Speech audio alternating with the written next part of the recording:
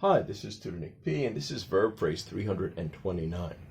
The verb phrase today is to cough up, and we have 5 meanings and 5 uses. Okay, somebody wants a screenshot. Do it right now. Let's get right to it.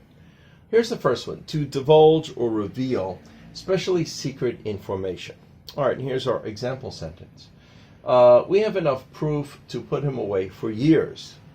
If you pressure him with a heavy sentence, he may cough up the names of his accomplishments. So if you threaten him with the heavy sentence and you offer him, maybe he'll get a lighter sentences if he says who did the crime with him, who were the accomplices, then he will cough up their names.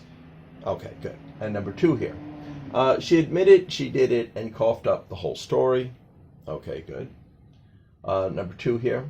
To spit out or expel through coughing. So you go, and then something comes up in your throat. So he coughed up some phlegm and had to go to the bathroom to spit it out. Yeah, so if you had a cold and the phlegm is going down and then you cough it up, it's in your mouth, you got to go to the bathroom and spit it out. So this is literally to cough up. All right, number 3.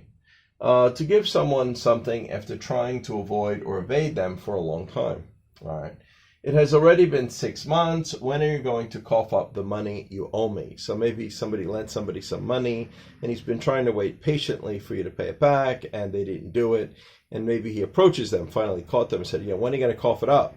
Come on, what are you doing? I lend you that money. You're supposed to pay me back.